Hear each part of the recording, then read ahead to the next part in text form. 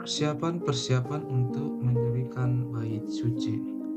Salomo memerintahkan untuk mendirikan suatu rumah bagi nama Tuhan dan suatu istana kerajaan bagi dirinya sendiri. Dan Salomo mengerahkan 70.000 kuli, 80.000 tukang pahat di pegunungan, dan 3.600 mandur untuk mengawasi mereka itu. Lalu Salomo mengutus orang kepada Huram, raja negeri Tirus dengan pesan, "Perbuatlah terhadap aku seperti yang kau perbuat terhadap ayahku Daud, ketika engkau mengirim kayu aras kepadanya, sehingga ia dapat mendirikan baginya suatu istana untuk tinggal di situ.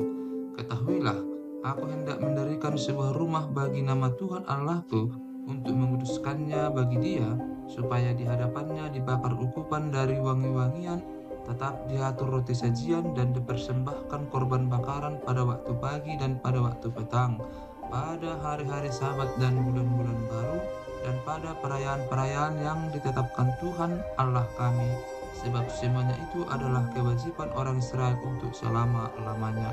Dan rumah yang hendak kudirikan itu harus besar, sebab Allah kami lebih besar dari segala Allah.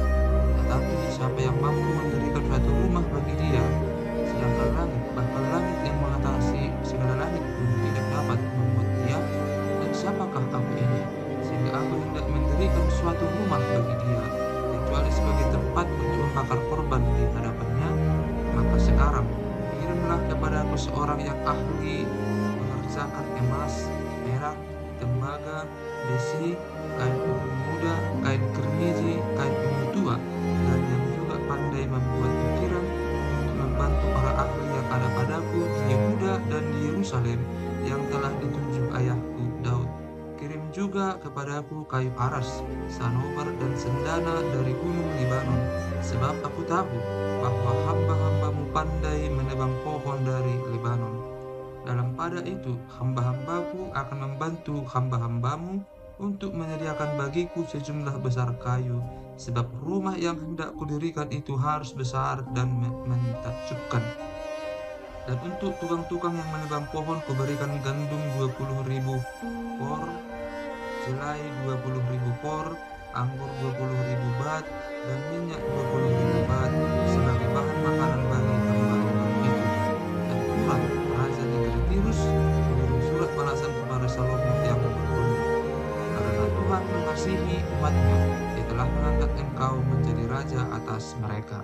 Lalu Huram melanjutkan, "Terpujilah Tuhan, Allah orang Israel, yang menjadikan langit dan bumi, karena Ia telah memberikan kepada Raja Daud seorang anak yang bijaksana, penuh akal budi dan pengertian, yang akan mendirikan suatu rumah bagi Tuhan dan suatu istana kerajaan bagi dirinya sendiri. Maka sekarang aku mengirim seorang ahli yang penuh pengertian, yakni Huram Abi, anak seorang perempuan dari Bani Dan, sedang ayahnya orang Tirus. Ia pandai mengerjakan emas, perak, tembaga, besi, batu, kayu, kain ungu muda, kain ungu tua, lanan halus, dan kain kermiji, dan juga pandai membuat segala jenis ukiran dan segala jenis rancangan yang ditugaskan kepadanya, dengan dibantu oleh ahli-ahlimu dan oleh ahli-ahli ayahmu, Tuanku Daud. Baiklah, sekarang Tuanku kirim kepada hamba-hamba Tuanku gandum dan jelai, minyak dan anggur yang telah Tuanku sebutkan itu, dan kami akan menebang kayu dari gunung Libanon sebanyak engkau perlukan, dan membawanya kepadamu dengan rakit-rakit melalui laut sampai ke Yapo, dan engkau dapat mengangkutnya ke Yerusalem." Lalu Salomo menghitung semua orang asing yang laki-laki yang ada di negeri Israel, sama seperti yang pernah dilakukan Daud ayahnya.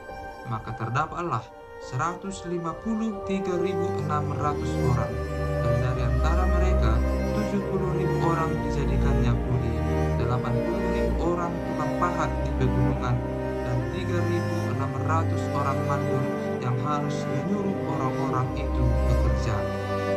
Salomo mendirikan bait suci. Salomo mulai mendirikan rumah Tuhan di Yerusalem di Gunung Moria, di mana Tuhan menampakkan diri kepada Daud ayahnya, di tempat yang ditetapkan Daud, yakni di tempat pengirikan Ornan orang Yebus itu. Ia mulai mendirikan rumah itu dalam bulan yang kedua pada tahun keempat pemerintahannya. Inilah ukuran dasar yang dipakai Salomo untuk mendirikan rumah Allah. Panjangnya 60 hasta menurut ukuran hasta yang lama dan lebarnya 20 hasta. Balai di sebelah depan ruang besar rumah itu panjangnya 20 hasta menurut lebar rumah itu dan tingginya 120 hasta.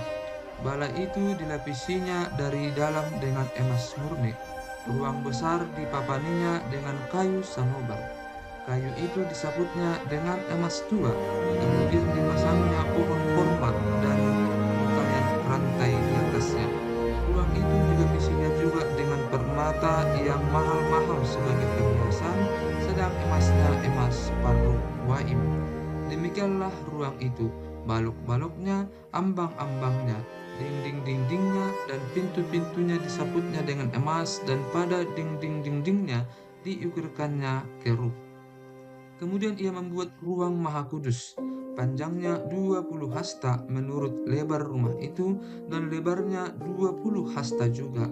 Lalu ia menyaputnya dengan emas tua seberat 600 talenta, berat paku-paku 50 sikal emas.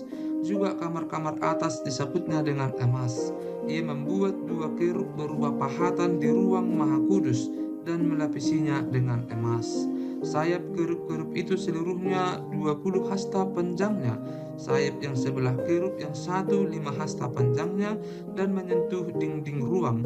Sedang sayapnya yang sebelah lagi juga 5 hasta panjangnya dan menyentuh sayap kerub yang lain. Begitu pula sayap kerub yang lain itu 5 hasta panjangnya dan menyentuh dinding ruang. Sedang sayapnya yang sebelah lagi juga 5 hasta panjangnya dan bersentuhan dengan sayap kerub yang pertama. Jadi sayap kedua kerub itu membentang sepanjang 20 hasta, sedang kedua kerub itu berdiri di atas kakinya dan menghadap ruang besar. Kemudian ia membuat tabirnya dari kain ungu tua, kain ungu muda, kain kirmiji, dan lenan halus, dan menggambarkan kerubim padanya. Benda-benda logam bait suci. Di depan rumah itu dibuatnya 2 tiang yang tingginya 35 hasta dengan ganja di kepalanya masing-masing setinggi 5 hasta. Lalu dibuatnya untayan rantai yang dipasangnya sebagai kalung di atas kepala tiang-tiang itu, dan dibuatnya 100 buah delima yang dipasangnya pada untayan rantai itu. Tiang-tiang itu didirikannya di depan bait suci, yang satu di sebelah kanan dan yang lain di sebelah kiri. Tiang kanan dinamainya Yakin dan tiang kiri Boas. Lalu ia membuat mesbah tembaga yang 20 hasta panjangnya dan 20 hasta lebarnya dan 10 hasta tingginya. Kemudian dibuatnyalah lauk tuangan yang 10 hasta dari tepi ke tepi, bundar keliling, 5 hasta tingginya, dan yang dapat dililit berkeliling oleh tali yang 30 hasta panjangnya. Di sebelah bawah tepinya ada gambar lembu-lembu yang mengelilinginya sama sekali. 10 dalam sehasta merangkum laut itu berkeliling. Lembu itu 2 jajar, tuang setuangan dengan bejana itu. Laut itu menumpang di atas 12 lembu, 3 menghadap ke utara dan 3 menghadap ke barat, 3 menghadap ke selatan dan 3 menghadap ke timur. Laut itu menumpang di atasnya, sedang segala buntut lembu itu menuju ke dalam. Tebal laut itu setapak tangan dan tepinya serupa tepi piala, seperti bunga bakung yang berkembang. Laut itu dapat memuat 3.000 bat air. Lagi pula dibuatnya 10 bejana pembasuhan dan ditaruhnya 5 pada sisi kanan dan 5 pada sisi kiri sebagai tempat pembasuhan. Di situ orang membasuh apa yang diperlukan untuk korban bakaran. Sedang laut itu adalah untuk para imam sebagai tempat membasuh. Ia membuat 10 kandil emas sesuai dengan rancangannya dan menaruhnya di dalam bait suci, 5 di sebelah kanan dan 5 di sebelah kiri. Selanjutnya ia membuat 10 meja dan menempatkannya di dalam bait suci, 5 di sebelah kanan dan 5 di sebelah kiri. Ia membuat pula 100 bokor penyiraman dari emas. Ia membuat juga pelataran para imam, halaman besar dan pintu-pintu halaman itu. Pintu-pintu itu dilapisinya dengan tembaga. Laut itu ditaruhnya pada sisi kanan arah tenggara. Dan Huram membuat juga kuali-kuali, penyodok-penyodok dan bokor-bokor penyiraman. Demikianlah Huram menyelesaikan pekerjaan yang harus dilakukannya bagi Raja Salomo di rumah Allah, yakni kedua tiang dengan kedua bulatan ganja di kepala tiang itu, kedua jala-jala yang menutup kedua bulatan ganja itu, 400 buah delima untuk kedua jala-jala itu, dua jajar buah delima untuk satu jala-jala, guna menutupi kedua bulatan ganja yang di atas tiang itu. Juga telah dibuatnya kereta-kereta penopang dan bejana-bejana pembasuhan yang di atas kereta-kereta itu.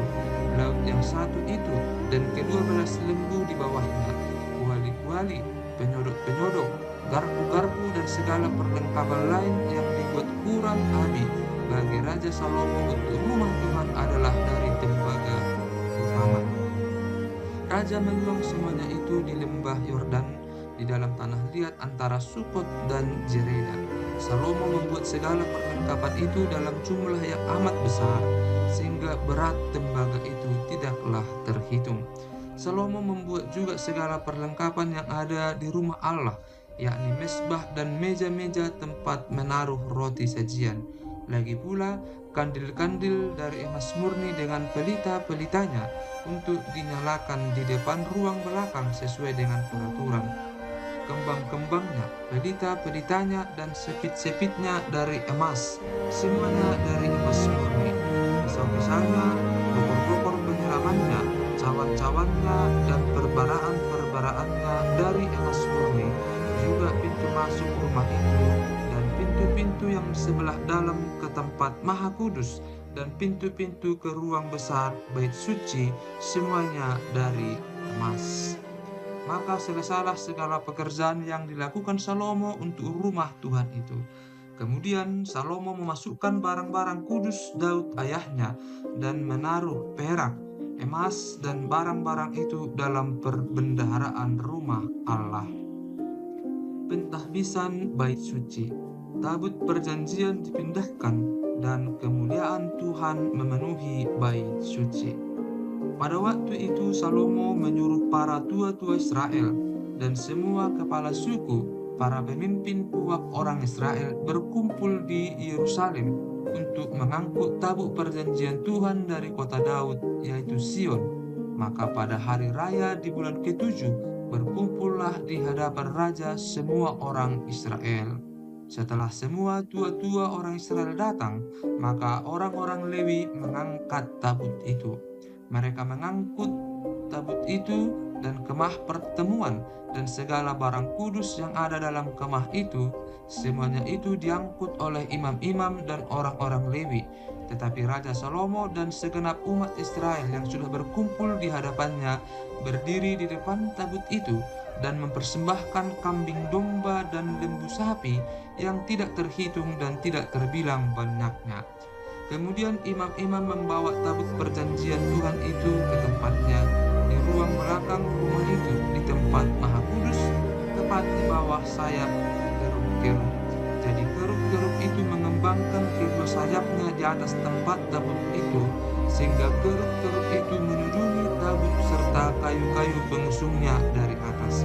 Kayu-kayu pengusung itu demikian panjangnya, sehingga ujungnya kelihatan dari tempat kudus yang di depan ruang belakang itu, tetapi tidak kelihatan dari luar, dan disitulah tempatnya sampai hari ini. Dalam tabut itu tidak ada apa-apa selain dari kedua loh yang ditaruh Musa ke dalamnya di Gunung Horeb, ketika Tuhan mengikat perjanjian dengan orang Israel pada waktu perjalanan mereka keluar dari Mesir. Lalu para imam keluar dari tempat kudus. Para imam yang ada pada waktu itu semuanya telah menguduskan diri lepas dari giliran rombongan masing-masing. Demikian pula para penyanyi orang Lewi semuanya hadir, yakni Asap, Heman, Yedutun, beserta anak-anak dan saudara-saudaranya. Mereka berdiri di sebelah timur mesbah, berpakaian lenan halus dan dengan ceracap, gambus, dan kecapi bersama-sama 120 imam peniup nafiri. Lalu para peniup nafiri dan para penyanyi itu serentak memperdengarkan paduan suaranya untuk menyanyikan puji-pujian dan syukur kepada Tuhan. Mereka menyaringkan suara dengan nafiri, ceracap, dan alat-alat musik sambil memuji Tuhan dengan ucapan, "Sebab Ia baik, bahwasanya untuk selama-lamanya kasih setianya." Pada ketika itu, rumah itu, yakni rumah Tuhan, dipenuhi awan, sehingga imam-imam itu tidak tahan berdiri untuk menyelenggarakan kebaktian oleh karena awan itu, sebab kemuliaan Tuhan menutupi rumah Allah.